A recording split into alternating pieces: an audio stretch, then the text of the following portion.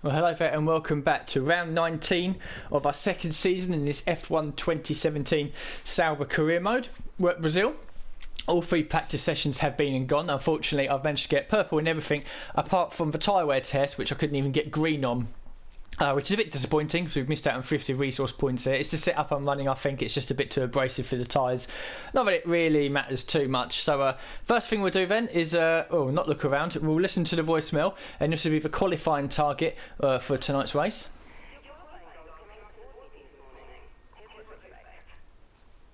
'18th and B. Magnussen. Possible. We've been fairly decent on the pace in the practice sessions. So what's happened since the last time to this time? Well, the R&D has come in. It was, what was it? Was it that one? Wiring loop. Yes, it was. It's coming straight away, and you can see there we're now legitimately ahead of McLaren and Haas in the chassis development. And I did look at this one here as well, 900. Look at that, it'll jump us right up as well, so it might be something to do at the end of the season. But we're continuing to improve the chassis. It was absolutely nowhere at the start of the season, and now we are already ahead of two teams and another upgrade, and we'll jump ahead of Williams as well. Of course, what that means, of course, is the powertrain is now being left behind. Only McLaren are behind us, which you would expect, and obviously the aero is now the worst for us, and we're behind all the other teams there. So that'll be something to look forward to next season, upgrading that. As for all the bits we've got in the car, we're on to our fourth and final gearbox now, 6% already, which is fine. Power units, we're running the fifth unit of everything here for qualifying the race. Currently 11% on the ICE, 13% on the MGUK, the H is at 10%, energy store is at 7, turbocharger is at 9, and the electronics is at 6. So, not much else to talk about then. We'll go to short qualifying. I believe that the weather is mixed conditions for both qualifying and the race. I think it's going to be wet and then dry for qualifying, and then dry and then wet for the race, which will throw up a bit of a challenging scenario for us because we do like the changing conditions. So, we'll go to qualifying, have a look at the weather, and try and put in a decent lap time and start somewhere in the middle of the field. So then it does look like that it's going to be wet for the start. Let's see if 50 minutes into the session it's going to be dry, and if it is, we might have an opportunity to run the slick tyres just towards the end. Oh, it's very close, very close. So we'll have a look at the setup then, because we've definitely got time to do at least 2 runs. So the setup we've chosen, we'll drain the fuel out. Yeah, we will drain the fuel out for 1 run, and then we might go out for 2 or 3 runs towards the end of the dry tyre, see what we can do. So aero's 3.2, which is probably why we failed the tyre management test, because it's the back end so slippery running such a low downforce here. Transmission 70-65, suspension geometry for the camber and the toes is all over the place. I've got many toes on the front. Suspension 726-444. Brakes 85-62 for the pressure and the bias. Tyres, front and rear tyre pressures are up quite a bit, and the weight distribution is at 8 as well. So we'll have a look. Yeah, we'll go out and track straight away then, as I've got Jeff blowing up in my ear telling me it's quiet and we should get out, and that's exactly what we're going to do. So we'll put our first lap on the board, come back in, and then maybe risk a set of dry tyres towards the end of a session. So 1 flying lap on the inters, and let's see where we end up. So it's quite a nice circuit, Brazil. It's got a nice flow to it, although it's a bit different obviously when it's a bit wet out on track. Exit out the final corner is absolutely crucial because it's flat out all the way to the line. There's a car behind me as well. It looks like a McLaren or Ferrari, not too sure which one it is. And Bottas has set the fastest lap so far, 1 minute 20, so let's see if we can get anywhere close to that.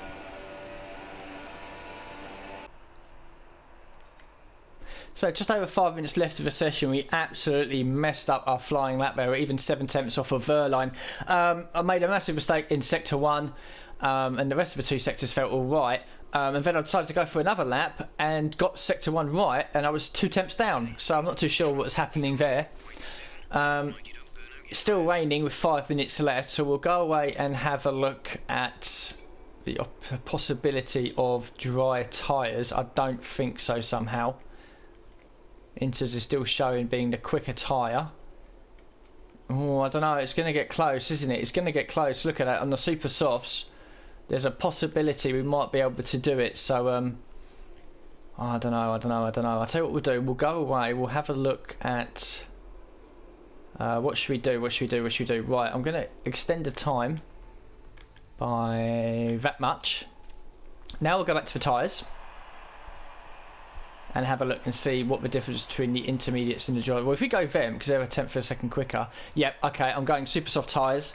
I'm going to dump a bit more fuel in it. Right, now we're going to get out there on super soft tyres. I don't know if any other drivers are going to be out there as well, but I think the ignore and go to track. We'll drive out. I think if we manage to get round in time, we might get 1 and maybe even 2 flying laps in. So yeah, we'll have a look on the out lap, see if the track is ready or not, which is going to be so close. So it's coming out the pits. There's a lot of well, not really standing water, but still quite a bit of spray. I'll take it easy coming out the pit lane. I don't want to stick it into the wall here. Oh, very twitchy. So we're currently in last place, as you can see. DRS is active, which means that obviously the wet conditions are now gone. It's going to be purple in sector 2, and I think we are about to take provisional pole, but everyone else is now starting their flying lap as well. Where we'll end up, I don't know, but we've got one more run to go then.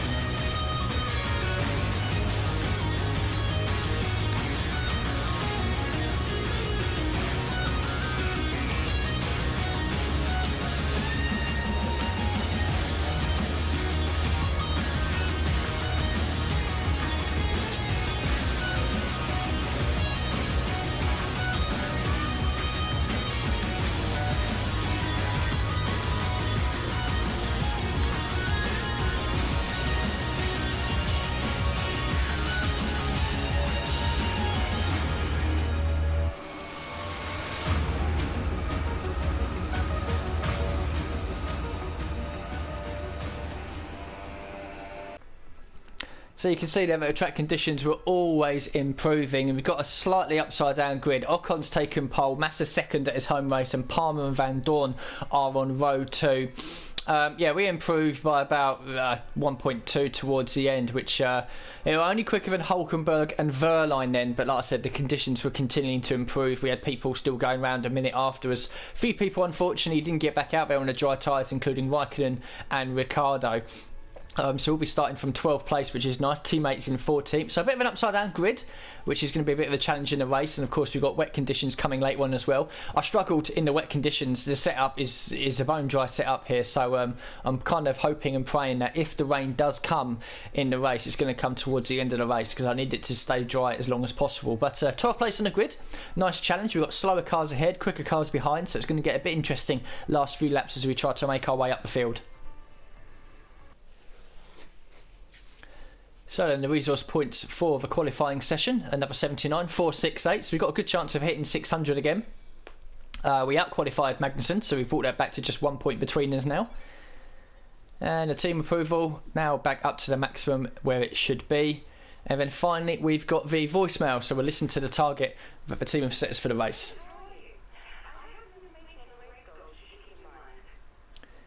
16th and beat Magnussen. I think it's achievable, but of course it'll all come down to what the weather is going to do in the race.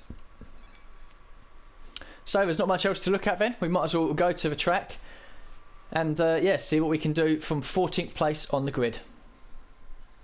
We're almost ready to go then. This is what the starting grid looks like for today's race. Felipe Massa will start on pole thanks to a superb effort in qualifying yesterday, with Stoffel Van Dorn alongside. Looking down the rest of the grid, we have Hamilton, Vettel, Valtteri Bottas and Ocon, Verstappen, Palmer, Perez and Roman Grosjean, Sainz and the Sauber, Pascal Wehrlein and Raikkonen, Ricciardo, Fiat, Kevin Magnussen and Fernando Alonso. Stroll and Nico Hulkenberg completes the grid.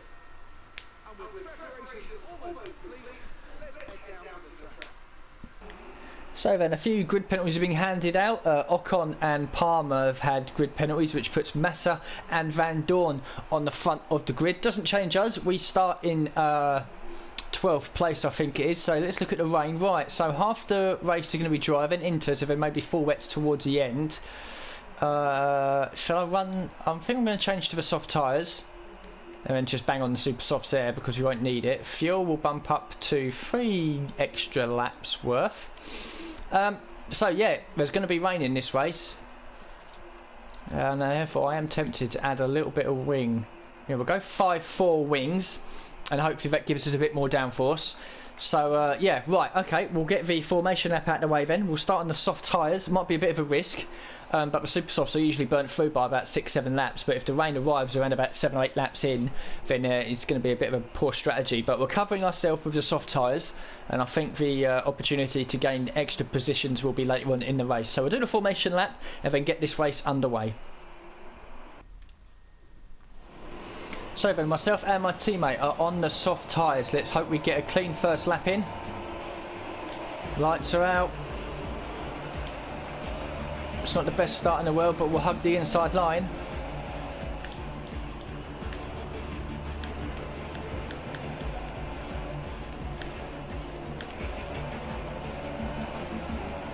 Now up to 11th place past Science. Can we get Grosjean into turn 4?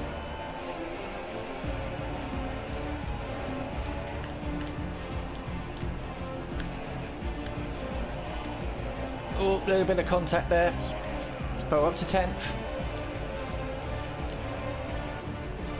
The inside of Palmer.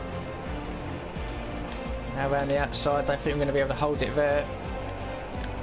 No, we've got to tuck back in. We'll get another opportunity though. That was much better. P9. So that one completed. We're going to lose a little bit on the straights. Everyone up ahead jostling for position. So lap 2 then, it's already started to rain, and Jeff has told me it's going to be here for about 15 minutes of then heavy rain. So there's a possibility that into then full wets towards the end of this race. So the gamble for soft tyres hasn't worked.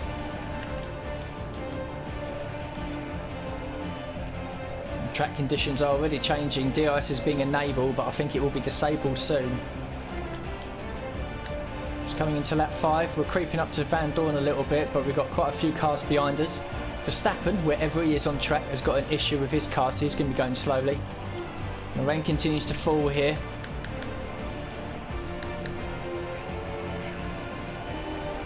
Yellow flags ahead for some unknown reason. Someone's blown up, which is going to annoy me because I can't get past Van Dorn in the yellow flag zone. And we've tagged the back of him. Go on, Van Dorn, go. Who is it? Ocon. Ocon's blown up. Now back to green flag racing.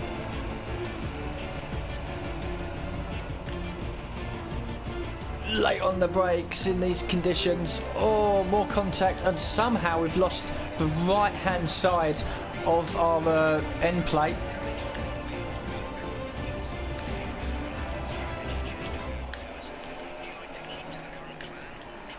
Oh, we've hit the back of Van Dorn and our race is over.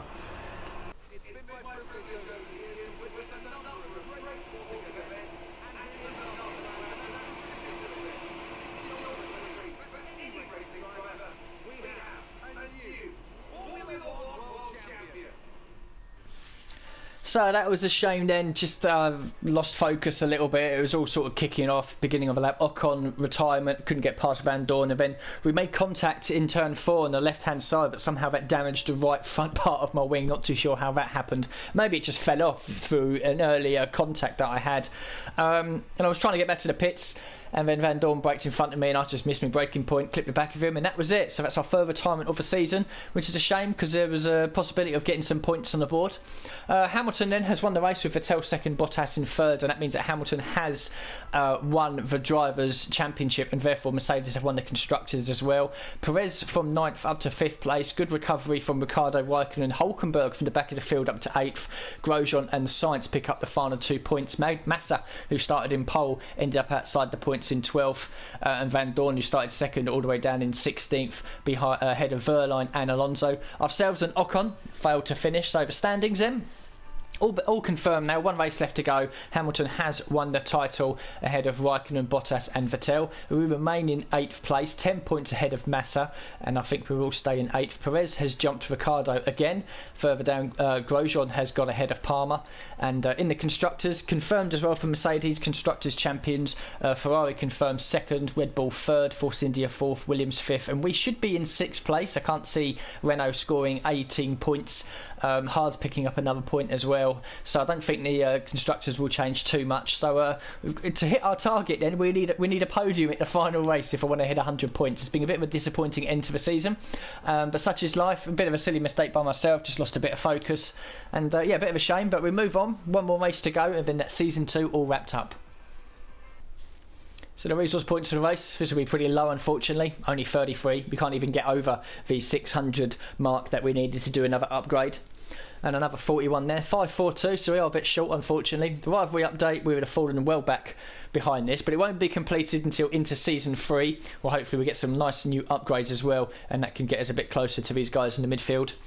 And the team approval, as you can imagine, would have dropped down quite considerably unfortunately. Still fairly high with most of the teams. Not that it matters, it could be all 100% or all at the bottom. We're almost certainly staying with Sauber into season 3. And then finally the career score for the weekend. It would have started off well with the practice and the qualifying sessions, but after that it's all pretty much just dropped away. 8.794, not too bad considering we crashed out in the race. And we've got a a classic car event. So we've got Pursuit at USA Short and a race at Japan Short. Complete to be the best of your class in this classic multi-car race. Or your opponents are in slower cars but each have a head start, overtake them all before completing the allocated laps. Not too sure which one I'll do. I'll do the Pursuit USA Short, not that it entirely matters. So we'll have a quick look at the laptop, see if anything else needs to be changed. I don't think so. We can't do anything here on the resources, unfortunately. We can't even spend 542 to get this done. It's 1200 there to get another 10% off. Wow, that's quite high. Yeah, so not much else to look at then. We've just got one race left to do this season. I'll end the episode here because I'll do the classic car stuff off camera. But we've still got a long way to go on that until we get the ultimate upgrades all unlocked. I think another 9 after this one has done. The vehicle performance status, so if you look at the bottom there, the chassis was right at the bottom at the beginning of the season. Now it's well into the lead, which is nice. And hopefully after the final race we get some nice resource points bonus, if you like, end of season bonus, so we can chip away at a few more upgrades. So we're almost halfway now on the chassis, which is nice. And yeah, so hopefully we'll have a good end to the season. Bit disappointing about this race unfortunately, but these things happen. I'm not going to shy away. If I crash out or make a mistake, I will show it.